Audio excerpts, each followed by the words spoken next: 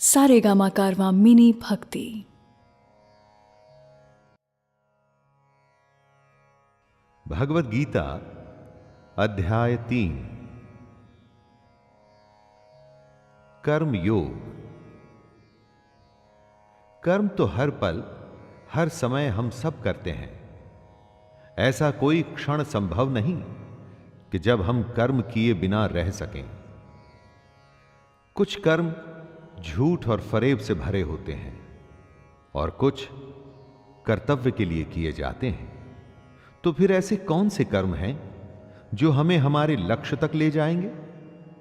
उसी के एनालिसिस श्री कृष्ण हमारे लिए करेंगे और हम उसे आम जन जन की भाषा में, यानी कि आपकी ही बोली में आपके लिए लाए हैं। मैं शैलेंद्र भारती प्रणाम के साथ गीता के अध्याय 3 को प्रस्तुत करता हूं। अर्जुन उवाच ज्यायसी चेत् कर्मणस्ते मता बुद्धिर्जनार्दन तत्किं कर्मणि घोरे मां नियोजयसि केशव। अर्जुन पूछते हैं, हे जनार्दन, यदि आपको कर्म के मुकाबले ज्ञान बेहतर लगता है तो फिर हे केशव, मुझे भयंकर कर्म में क्यों लगाते हैं? कृष्ण ज्ञान को कर्म से अधिक बेहतर बताते हैं। तो उस हालत में यह सवाल उचित बनता है कि वह अर्जुन को कर्म करने के लिए, मतलब युद्ध करने के लिए क्यों कह रहे हैं? क्योंकि अगर ज्ञान की ही बात है तो वो तो अर्जुन कृष्ण से ले ही रहे हैं। तो अपनों को मारने के ऐसे भयंकर युद्ध में कृष्ण उन्हें क्यों लगा रहे हैं? दोस्तों, कितनी ही बार हमारे मन में ऐसे प्रश्न आते हैं कि कर्म आखिर क्यों करना? व्यामिश्रेणेव वाक्येन बुद्धिं मोहयसीव मे तदेकं वद निश्चित्य येन श्रेयो हमाप्नुयाम्। कृष्ण की बात सुन के अर्जुन की बुद्धि मोहित हो रही थी। समझने के बजाय वो और ज्यादा उलझ रहा था। इसलिए अर्जुन कृष्ण से कहता है, एक बात बताइए प्रभु, जिससे मेरी उलझन दूर हो सके। अर्जुन कहना चाहते हैं कि भगवान कंफ्यूज मत करिए, मेरी दुविधा को दूर करके कोई एक बात बताइए जिस पे मैं चल सकूं। कृष्ण ने जो बातें बताई वो गूढ़ हैं, कॉम्प्लिकेटेड हैं, गहरी हैं। ऊपर से देख के ऐसा लगता है कि ये तो बस ज्ञान की बातें हैं, इन पर चलें तो चलें कैसे? यही दुविधा अर्जुन की भी है और कृष्ण उत्तर दे रहे हैं।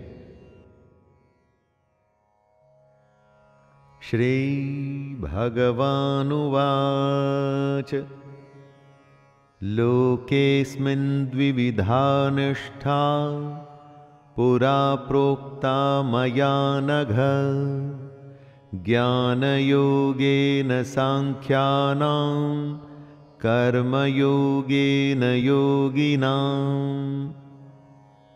श्री भगवान अर्जुन से कहते हैं कि इस दुनिया में दो प्रकार की निष्ठा, दो प्रकार के विश्वास हैं।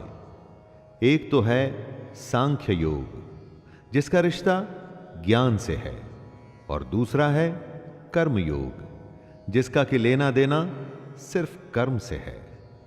निष्ठा का अर्थ है कुछ भी करने की सबसे परिपक्व अवस्था, पराकाष्ठा। अपनी इंद्रियों को वश में कर परमात्मा में ध्यान लगाना ज्ञान योग से होता है और इसको कहते हैं संन्यास या सांख्य योग। और दूसरा होता है कर्म योग, मतलब निष्काम कर्म करके फल में आसक्ति न रखना।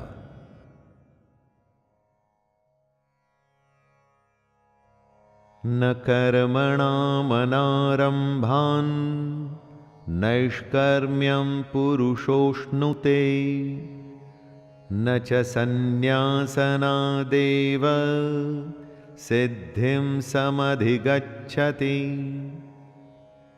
मनुष्य न तो कर्मों को शुरू किए बिना निष्कर्मता को अर्थात योग निष्ठा को प्राप्त होता है और न कर्मों के केवल छोड़ देने से सिद्धि यानी सांख्य निष्ठा को ही प्राप्त होता है।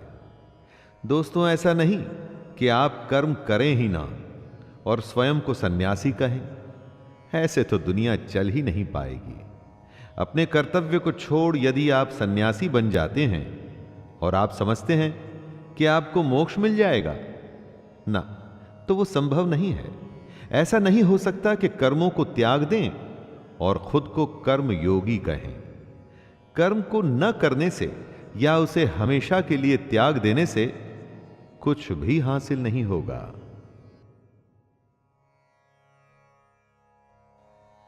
नहि कश्चित् क्षणमपि जातु तिष्ठत्य कर्म कृत् कार्यते ह्यवशः कर्म सर्वः प्रकृतिजैर्गुणैः। ऐसा हो ही नहीं सकता कि मनुष्य किसी भी काल में क्षण मात्र भी बिना कर्म किए रह जाए। हमारी दुनिया ऐसी है, हम चाहें या न चाहें कर्म तो हमें करना ही पड़ेगा। कर्म न करना भी कर्म करना ही है। जिस तरह हम इस दुनिया में आए हैं, जिस तरह से प्रकृति ने हमें, नेचर ने हमें बनाया है, उसका गुण यही है कि हम हर समय कर्म करें। प्रकृति में कभी कुछ रुकता नहीं। सांसें चलती हैं, समय चलता है, जीवन का चक्का चलता ही रहता है। जब तक जीवन रहेगा तो कर्म भी रहेगा। इसीलिए यह आवश्यक है कि कर्म को समझा जाए और समझ के उसे किया जाए। कर्मेन्द्रियाणि संयम्य य आस्ते मनसा स्मरन् इंद्रियार्थान् विमूढ़ात्मा मिथ्याचारः स उच्यते। जो सिर्फ दिखावे के लिए अपनी इंद्रियों को जबरदस्ती ऊपर से रोककर लेकिन अंदर मन से हमेशा उन्हीं के बारे में सोचता है, वह मिथ्याचारी अर्थात दंभी कहा जाता है। मतलब झूठा और घमंडी।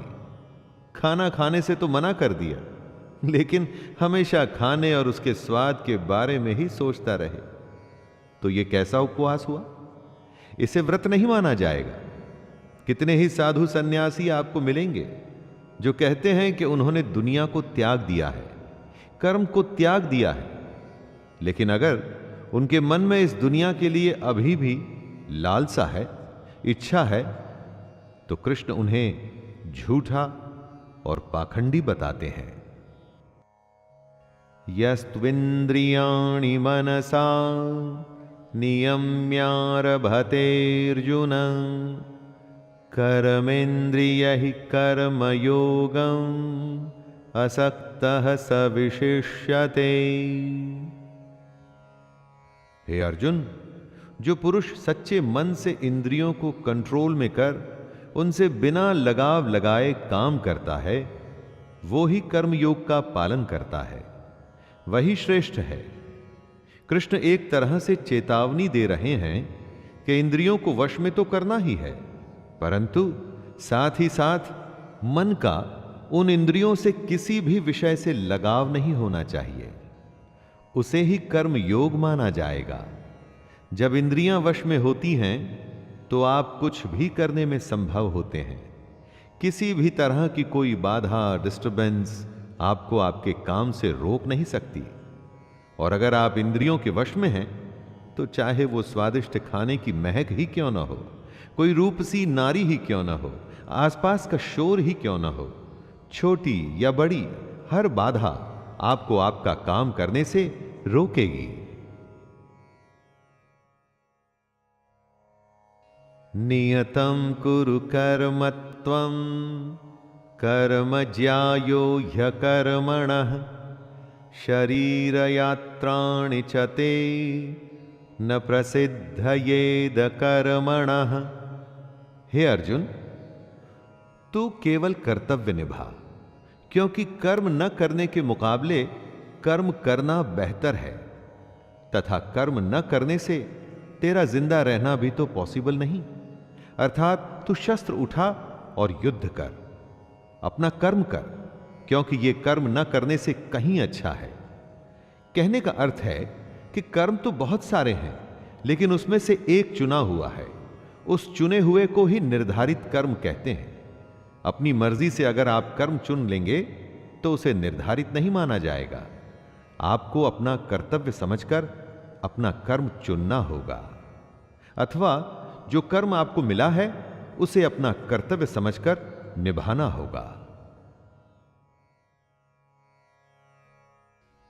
यज्ञार्था कर्मणोऽन्यत्र लोकोऽयं कर्म बन्धनः तदर्थं कर्म कौन्तेय मुक्त संगः समाचर। इस श्लोक में कृष्ण पूरे समाज की भलाई वाले कर्म को समझा रहे हैं। यज्ञ वो होता है जिसमें सब शामिल होते हैं। कृष्ण कहते हैं, यज्ञ के लिए किए जाने वाले कर्मों से ही ये मनुष्य समुदाय कर्मों से बंधता है। इसलिए हे अर्जुन, तू इच्छाओं को छोड़कर उस यज्ञ के लिए ही भली भांति कर्तव्य कर्म कर। यज्ञ अर्थात समाज और प्रजा की भलाई के लिए किया गया निस्वार्थ काम। हमको भी अपने कर्तव्यों को यज्ञ समझ ऐसे कामों में अपना योगदान देना चाहिए जिससे समाज का भला हो। अगर हम सब अपने काम को यज्ञ समझ उसे सम्मान पूर्वक करें तो सबका भला होगा।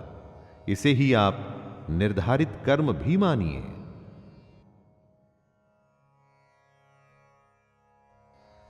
सह यज्ञः प्रजाः सृष्टा पुरोवाच प्रजापतिः अनेन प्रसविष्यध्वमेष वोस्त्विष्ट कामधुक्। प्रजापति ब्रह्मा ने इस दुनिया की शुरुआत में यज्ञ को रचकर अपनी जनता से कहा कि तुम लोग इस यज्ञ द्वारा वृद्धि को प्राप्त हो, और यह यज्ञ तुम लोगों को इच्छित भोग प्रदान करेगा। घरों में जो यज्ञ किए जाते हैं उन्हें एक धार्मिक कर्मकांड न समझकर उसकी इंपॉर्टेंस समझनी चाहिए। यज्ञ हमारे संस्कारों का एक संगठित रूप है। संस्कार मतलब काम करने का सबसे उत्तम तरीका। यज्ञ से हम हर विधि को, संस्कार को एकदम उचित तरीके से पूरा कर अपने कर्म को शुरू करते हैं। यज्ञ एक तरीके से हमें रास्ता दिखाता है। अगर आगे भी संस्कारों का पालन होगा तो ध्येय अर्थात गोल, हमारा एम जरूर पूरा होगा। देवान् भावयतानेन ते देवा भावयन्तु वः परस्परं भावयन्तः श्रेयः परमवाप्स्यथ। ब्रह्मा कहते हैं कि यज्ञ से सब लोगों को, देवताओं को खुश करना चाहिए, और फिर वो देवता खुश होके हम सबकी भलाई करेंगे।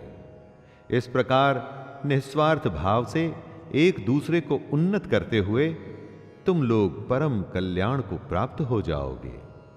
यज्ञ तरीका है देवताओं को खुश करने का, और उसके बदले में देवता आपको खुश रखते हैं, आपकी उन्नति करते हैं। इसलिए काम शुरू करने से पहले, कुछ भी शुभ करने से पहले ईश्वर का नाम लेने का विधान है।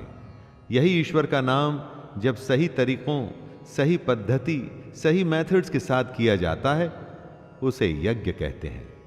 यज्ञ को अपने और देवताओं के बीच का एक मीडियम मान लीजिए, जिससे दोनों के बीच संबंध बना रहता है।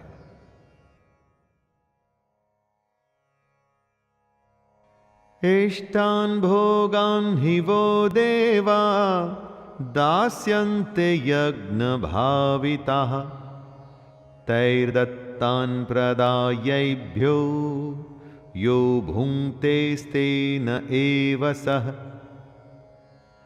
यज्ञ करके जब आप देवताओं की पूजा करते हैं तो वे आपके बिना मांगे ही आपकी सारी इच्छाओं को पूरा कर देते हैं। लेकिन जो यज्ञ नहीं करता, उस यज्ञ से देवता को प्रणाम नहीं करता, लेकिन फिर भी अपनी इच्छाओं को पूरा करना चाहता है, उन्हें चोर समझना चाहिए। कुछ देने पे कुछ मिलता है, कुछ करने से कुछ मिलता है। बिना अर्घ्य चढ़ाए, बिना पूजा किए अगर कोई चाहता है कि उसकी मनोकामना पूरी हो जाए, बिना कुछ काम किए अगर कोई सोचे कि उसका काम बन जाए, तो इसे बेईमानी या चोरी ही तो कहा जाएगा।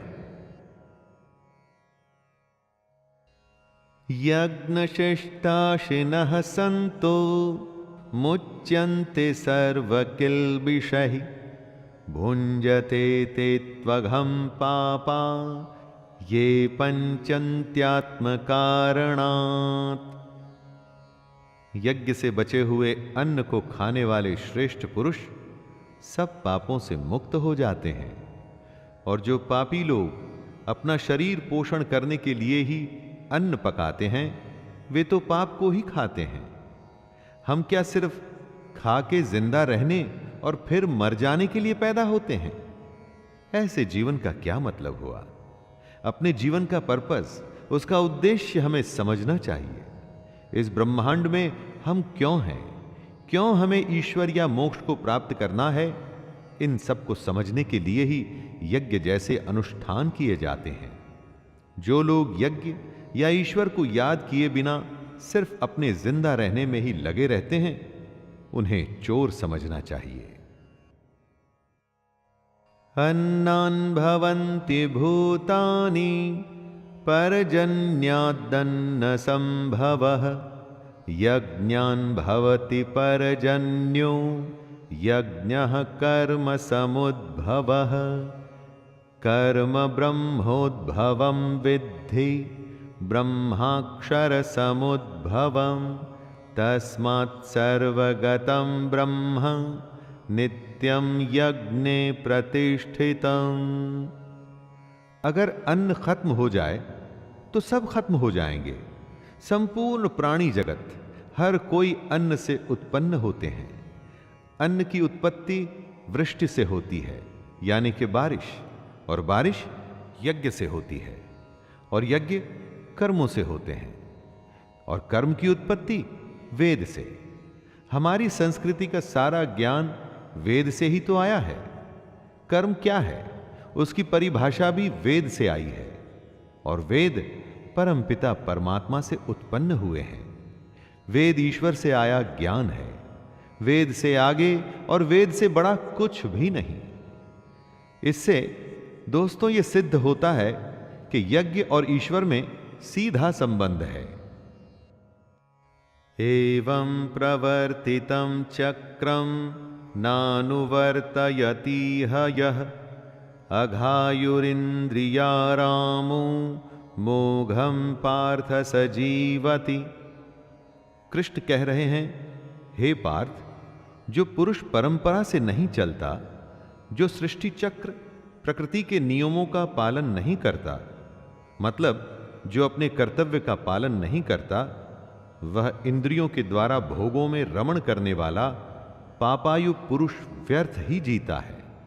ऐसा पुरुष, ऐसा इंसान बस इंद्रियों के वश में होकर के जिंदा रहता है, जीता है और मर जाता है। उसके जीवन मृत्यु का चक्कर चलता ही रहता है, चलता ही रहता है। ऐसे इंसान के जीने और मरने का कोई मतलब नहीं। वेदों में, ग्रंथों में जो ज्ञान, जो नियम बनाए हैं, उनका मतलब है, और उस मतलब के अनुसार हमको अपना जीवन जीना चाहिए।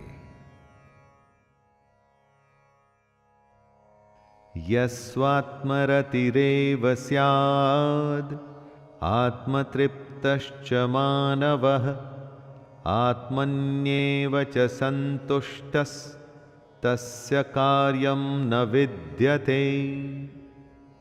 कृष्ण कहते हैं, जो मनुष्य आत्मा में ही रमण करने वाला और आत्मा में ही तृप्त तथा आत्मा में ही संतुष्ट हो, उसके लिए कोई कर्तव्य नहीं है।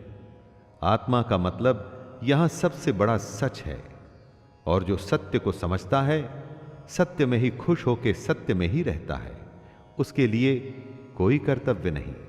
जिसको ज्ञान प्राप्त हो चुका है, जो जीवन की सच्चाई जान चुका है, सिर्फ वो ही ऐसा है जिसके लिए कर्तव्य का कोई मतलब नहीं। लेकिन ऐसा कोई लाखों करोड़ों में ही एक होता है। बाकी हम सबके लिए कर्तव्य ही सब कुछ है। संजय उवाच नैव तस्य कृतेनार्थो न कृतेनेह कश्चन न चास्य सर्वभूतेषु कश्चिदर्थ व्यपाश्रयः। संजय श्री कृष्ण के ज्ञान को हमें आगे बता रहे हैं कि ऐसे महापुरुष जो आत्मा को, सच को जान चुके हैं, उनके लिए कर्म करने का कोई प्रयोजन रहता ही नहीं। ऐसे महापुरुष कर्म के बंधन से छूट चुके हैं, क्योंकि ये ज्ञानी इस दुनिया और उस ईश्वर को समझ चुके हैं। इनका स्वार्थ से कोई मतलब नहीं रहता। इसलिए ये महापुरुष हमारे जैसे लोगों से एकदम अलग हैं। इन पर वो नियम लागू नहीं होते जो हमारे जैसे दुनियादारी में लगे हुए लोगों पर लागू होते हैं। दोस्तों, इसे कुछ ऐसे समझिए कि जिसे ईश्वर मिल गया हो, उसे फिर और क्या चाहिए? वो फिर कोई और कर्म क्यों करे? तस्मादसक्तः सततं कार्यं कर्म समाचर असक्तो ह्याचरन् कर्म परमाप्नोति पुरुषः। हे अर्जुन, इसलिए तू लगातार आसक्ति, अपनी इच्छा को छोड़कर हमेशा अपने कर्तव्य कर्म को ठीक तरीके से करता रहे। अपनी इच्छाओं को, अपनी कामनाओं को छोड़कर सिर्फ और सिर्फ कर्तव्य को पूरा करने में लग जा, क्योंकि आसक्ति से, लगाव से छूटकर जो भी अपना कर्म करता है, वो मनुष्य परमात्मा को प्राप्त हो जाता है। कर्तव्य का रास्ता आसान नहीं होता। कितनी ही बार हम सबको लगता है कि सब कुछ छोड़कर आराम करें, देर तक सोएं या मेहनत न करें, लेकिन उससे कभी कुछ भी हासिल नहीं होता। ऐसा श्री कृष्ण समझा रहे हैं। कर्मणैव हि संसिद्धिम् अस्थिता जनकादयः लोकसंग्रहमेवापि संपश्यन् कर्तुमर्हसि। बहुत से ऐसे लोग हैं जो कर्म करते हुए ही परम सिद्धि को प्राप्त हुए थे। बहुत से ज्ञानी महापुरुष तो ऐसे होते हैं जो आत्मा की सच्चाई को पहचान जाते हैं, लेकिन बाकी लोगों के लिए सिर्फ कर्म ही एक रास्ता है, अगर उन्हें जीवन में कुछ करना है तो। अगर आप चाहते हैं कि आपके जीवन का कोई मतलब हो, जन्म लेना, जिंदा रहना और फिर मर जाना, इस बेकार जीवन से बचकर अगर आप कुछ करना चाहते हैं तो आसक्ति यानी अटैचमेंट से बचते हुए आपको अपना कर्म करना चाहिए और अपने कर्तव्य को पूरा करना चाहिए। यद्यदाचरति श्रेष्ठस्तत्तदेवेतरो जनः स यत्प्रमाणं कुरुते लोकस्तदनुवर्तते। लीडर जो होता है ना, वो आगे चलता है और बाकी सब उसके पीछे पीछे। इसलिए आपको यह फैसला करना है कि आप आगे चलने वाले हैं या पीछे। कृष्ण कहते हैं कि श्रेष्ठ पुरुष जो जो आचरण करता है, अन्य पुरुष भी वैसा वैसा ही आचरण करते हैं। वो जो कुछ प्रमाण कर देता है, समस्त मनुष्य समुदाय उसी के अनुसार बरतने लग जाता है। कहने का अर्थ है, जो हमारे आदर्श होते हैं, हम उन्हीं को फॉलो करते हैं। किसी भी फील्ड को ले लीजिए, कुछ ऐसे लोग होते हैं जो उस फील्ड में सर्वश्रेष्ठ होते हैं और पूरी दुनिया उन्हीं के जैसा करने की कोशिश करती रहती है। लीडर एक होता है और फॉलोअर्स अनगिनत। तो दोस्तों, आप क्या बनना चाहते हैं, आगे या पीछे? यानी कि आप आगे चलना चाहते हैं या सबके पीछे?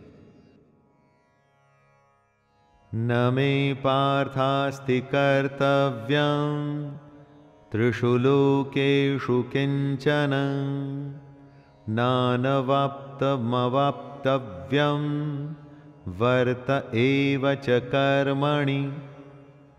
कृष्ण कहते हैं, हे अर्जुन, मेरा इन 3 लोकों में कुछ भी कर्तव्य नहीं है और ना ही ऐसी कोई वस्तु है जिसे मैं प्राप्त नहीं कर सकता, तो भी मैं कर्म में ही बरतता हूं।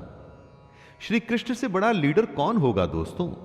लेकिन वो भी कर्म करते हैं, वो भी कर्म करते हुए अपने कर्तव्य का निर्वाह करते हैं। कृष्ण ने महाभारत में भाग लेने से मना नहीं किया। उनकी नारायणी सेना कौरवों के साथ थी, लेकिन वो खुद अर्जुन के साथ, वो अर्जुन के सारथी बने।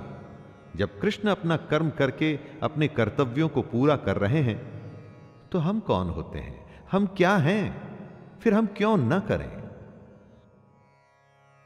यदि हय्यहं न वर्तेयं जातु कर्मण्यतन्द्रितः मम वर्तमानुवर्तन्ते मनुष्याः पार्थ सर्वशः। कृष्ण कहते हैं, हे पार्थ, अगर मैं कर्मों को करने में सावधानी न बरतूं तो बड़ा अनर्थ हो जाएगा। हर कोई श्री कृष्ण को फॉलो करता है। अगर आपका लीडर ही कुछ नहीं करेगा, अगर भगवान ही कुछ नहीं करेंगे, तो मनुष्य तो सब कुछ करना छोड़ देंगे। जो सबसे बड़ा होता है, लीडर होता है, सर्वश्रेष्ठ होता है, सब उसके पीछे चलते हैं। अब अगर कृष्ण ये सोचते कि मैं तो भगवान हूं और मैं कर्म नहीं करूंगा, तो उन्हें किसी और को ज्ञान देने का क्या अधिकार रह जाता? ईश्वर होते हुए भी उन्होंने अपने हर कर्तव्य का पालन किया, कर्म से कभी पीछे नहीं हटे। उनके पग चिन्हों पर ही अब हमें चलना है और कोशिश करनी है सर्वश्रेष्ठ बनने की। यदि उत्सिदेयुरिमे लोका न कुर्यां कर्म चेदहं शंकरस्य च कर्तास्याम् उपहन्यामि महाप्रजाः। कृष्ण बता रहे हैं, यदि मैं कर्म न करूं तो ये सब मनुष्य नष्ट भ्रष्ट हो जाएं और मैं संकरता का करने वाला होऊंगा तथा मेरी वजह से सारी प्रजा नष्ट हो जाएगी। अगर कृष्ण कर्म नहीं करेंगे तो दोस्तों दुनिया खत्म हो जाएगी, मनुष्य नष्ट हो जाएंगे। सोचिए, ये दुनिया उन्हीं की तो लीला है, माया है, खेल है, और जिसने खेल को रचा है, अगर वो ही अपना कर्म नहीं करेगा तो दुनिया में क्या बचेगा? चाहे वो ईश्वर हो या साधारण इंसान, नियम तो सब पर लागू होते हैं। अगर कर्म का नियम है तो वो कृष्ण को भी करना पड़ेगा और हमें और आपको भी। सक्तः कर्मण्य विद्वांसो यथा कुर्वन्ति भारत कुर्याद्विद्वांस तथा सक्तः चिकीर्षुर्लोक संग्रहम्। हे भारत, जिनमें समझ नहीं होती ना, वो कर्म में आसक्त होकर काम करते हैं। विद्वानों को, समझदारों को बिना लगाव के कर्म करना चाहिए। क्या यज्ञ करने से हम ज्ञानी हो जाते हैं? कर्म को सही विधि करने से क्या हम ज्ञानी हो जाते हैं? नहीं, कर्म करना है लेकिन उससे आसक्ति, अटैचमेंट नहीं रखनी, और ऐसा करना आसान नहीं है। अगर कोई ऐसा ज्ञानी है जिसका कि कर्मों से कोई लेना देना नहीं, जैसे कि साधु, सन्यासी, जिनकी कर्म में आसक्ति नहीं, तो ऐसे लोगों को समाज सेवा में लग जाना चाहिए।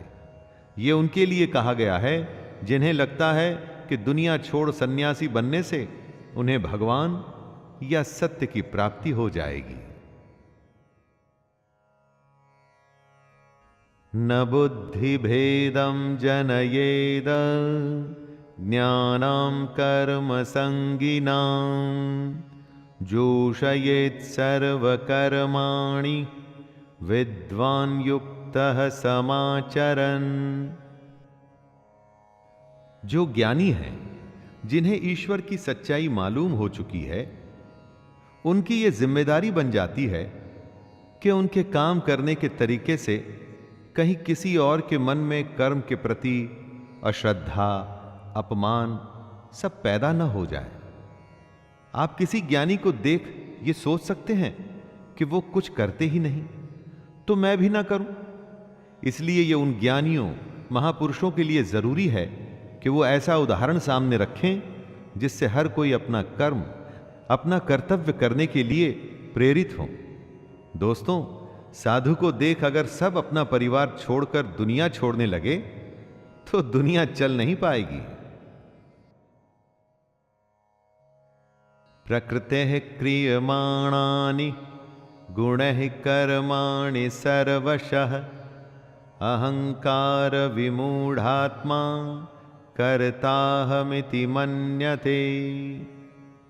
हर इंसान की एक प्रकृति होती है, एक नेचर होता है।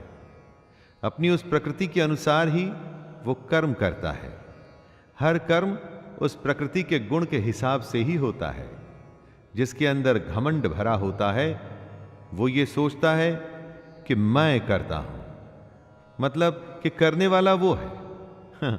ऐसा सोचने वाले को अज्ञानी कहा गया है। आप जो भी काम करते हैं उस काम को करवाने वाली आपकी प्रकृति है, उस प्रकृति के गुण हैं। कितनी ही बार ऐसा होता होगा कि गुस्से में आप कुछ ऐसा कर जाते हैं जो आप नहीं करना चाहते थे। वो आपका क्रोध आपसे करवा देता है। सोचिए और समझने की कोशिश करिए कि आपकी प्रकृति क्या है। तत्त्ववित्तु महाबाहो गुणकर्म विभागयोः गुणागुणेषु वर्तन्त इति मत्वा न सज्जते।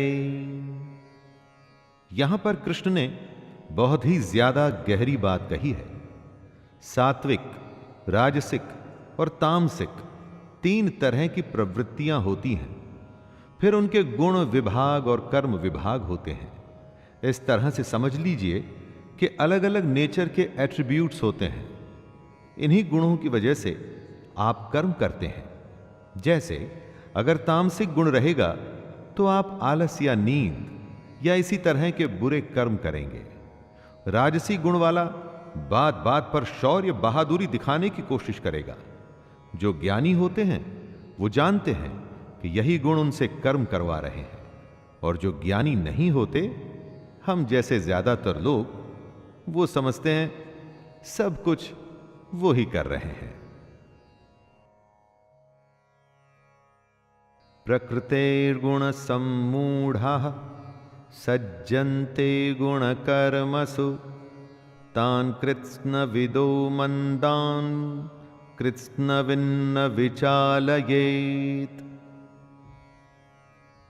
कर्म में लगे हुए ज्ञानियों को यह जानना चाहिए कि गुण ही उनसे कर्म करवाते हैं, वो खुद कुछ भी नहीं करते। और जब ज्ञानी इस बात को समझ लें तो यह उनकी जिम्मेदारी होती है कि वो अज्ञानियों को समझाए कि कर्म ही उनका धर्म है। ज्ञानी अर्थात कि पहुंचे हुए लोग, ये लोग जान जाते हैं कि उनके अंदर के गुण आते जाते रहते हैं, बदलते रहते हैं, और इन्हीं गुणों के अनुसार उनके कर्म भी बदलते रहते हैं। इसीलिए वो इन कर्मों को करने वाला खुद को कभी नहीं मानते, बस काम करते हैं और बाकी सब कुछ ईश्वर को सौंप देते हैं। दोस्तों, हमें भी बस कर्म करके बाकी सब कुछ उस पर छोड़ देना चाहिए।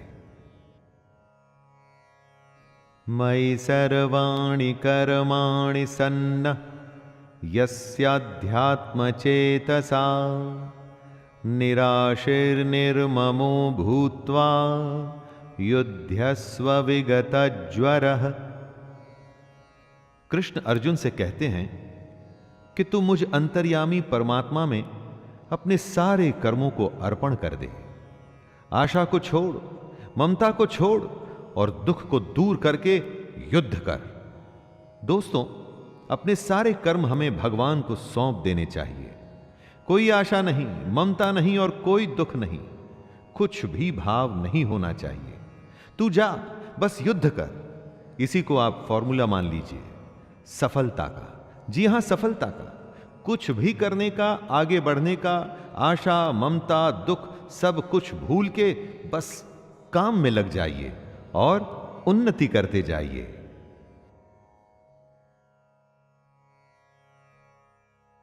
ये मे मतामिदं नित्यम् अनुतिष्ठन्ति मानवः श्रद्धावन्तो न सूयन्तो मुच्यन्ते तेति कर्मभिः।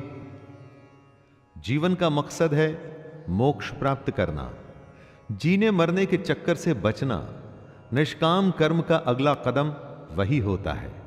इसी के बारे में कृष्ण कहते हैं कि जो कोई मनुष्य दोष दृष्टि से रहित और श्रद्धा युक्त होकर मेरे इस मत का सदा अनुसरण करेगा, वो सारे कर्मों से छूट जाएगा।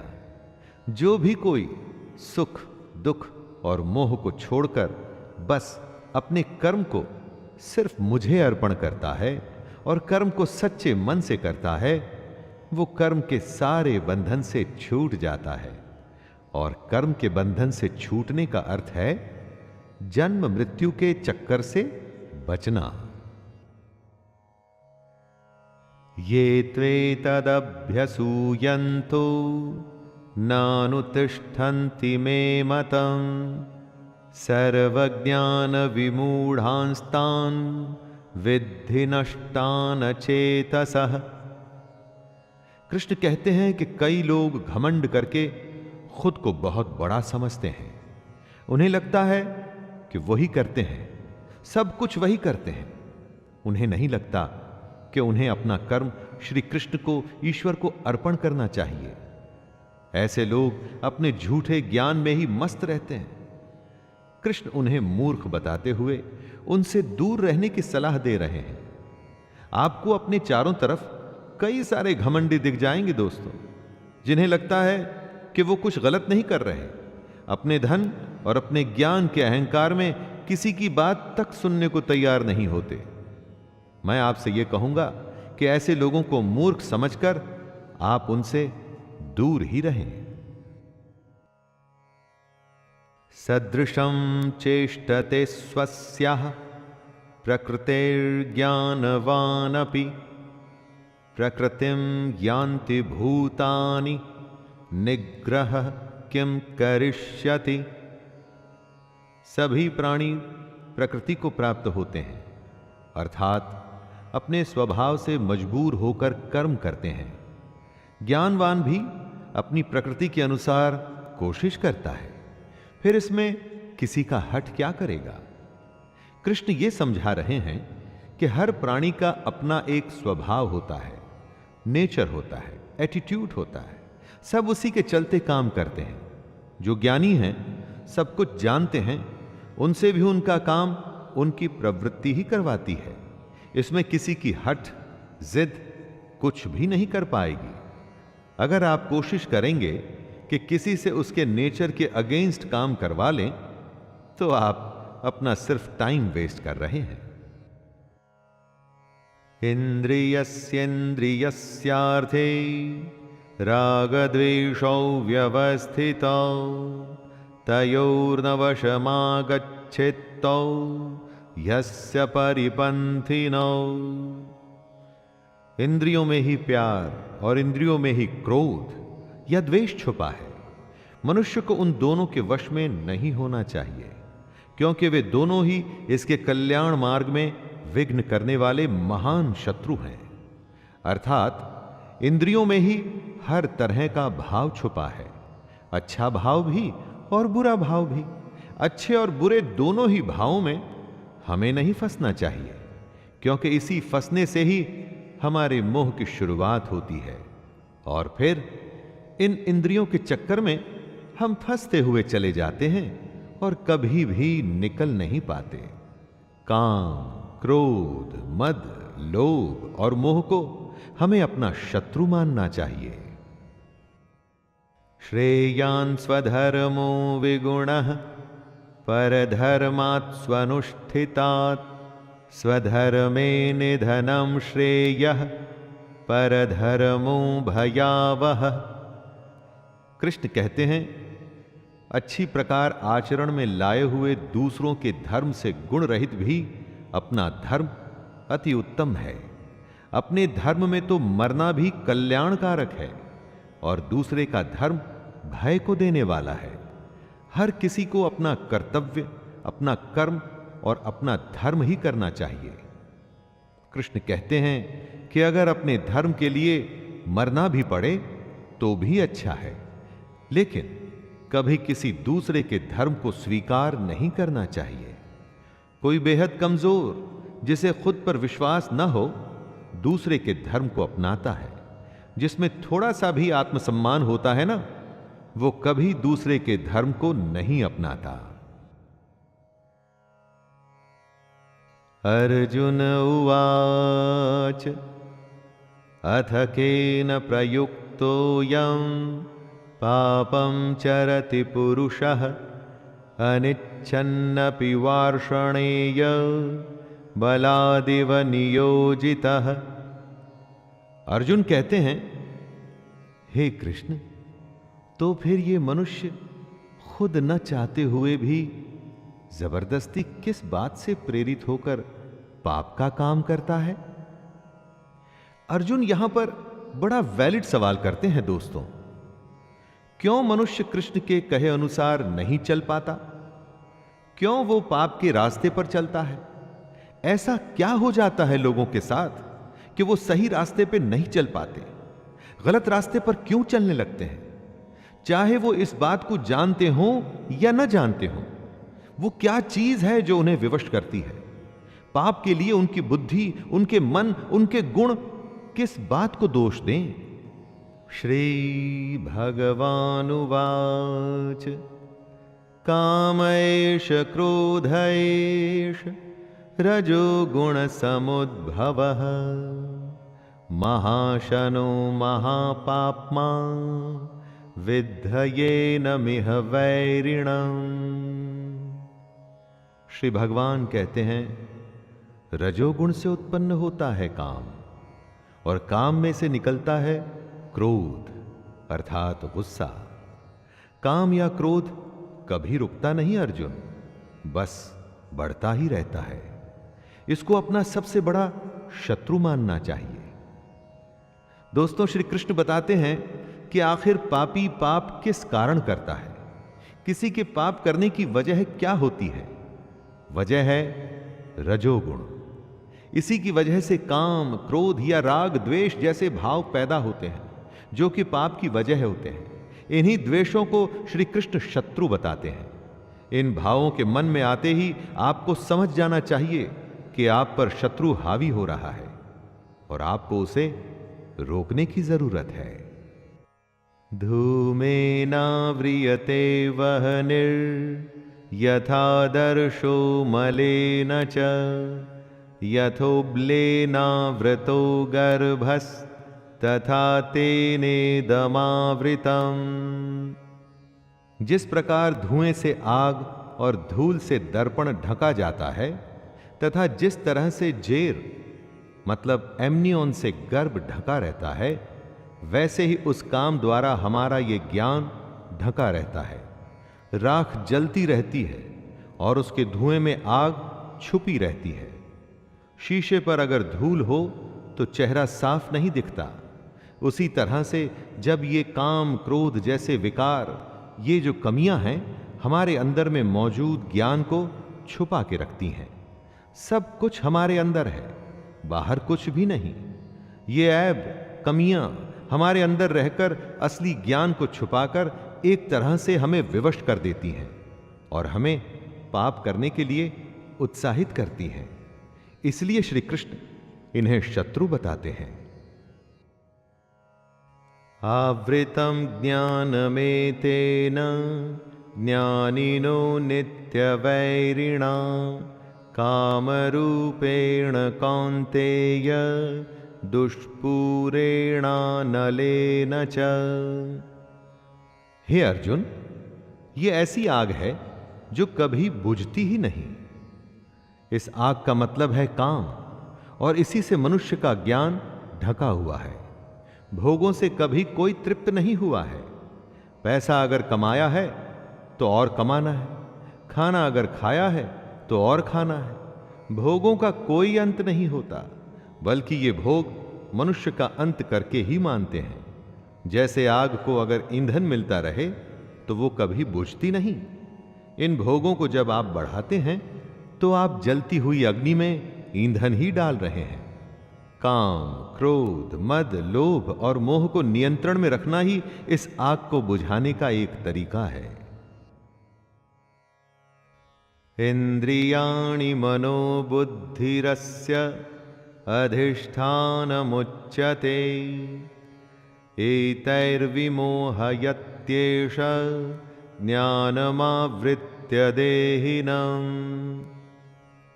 कृष्ण अर्जुन को समझा रहे हैं कि इंद्रियां, मन और बुद्धि ये सब इसके घर कहे जाते हैं। ये काम इन मन, बुद्धि और इंद्रियों द्वारा ही ज्ञान को कवर करके जीवात्मा को मोहित करता है। काम, क्रोध जैसे विकार, कमियां इंद्रियों, मन और बुद्धि में रहते हैं। ये इनके घर हैं जहां इनका निवास होता है। घर में रहकर ये कमियां घर के मालिक को मोहित कर उसे ही खत्म करने की कोशिश करती हैं। कुछ अच्छा देख मन में लालच आता है। काम पूरा न होने पर क्रोध आता है। इसी तरह से ये कमियां हमारे दिल दिमाग पर कब्जा करना शुरू करती हैं और हम हमेशा इनके वश में रहते हैं।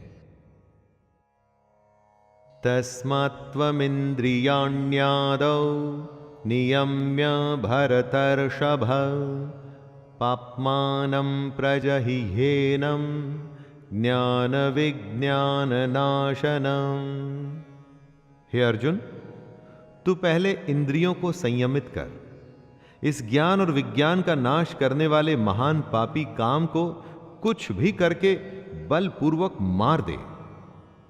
कृष्ण अर्जुन को सलाह देते हैं दोस्तों कि इससे पहले ये काम, क्रोध जैसे शत्रु तुझ पर कब्जा कर लें, तू अपनी इंद्रियों को वश में करके अपने काम, क्रोध को मार दे।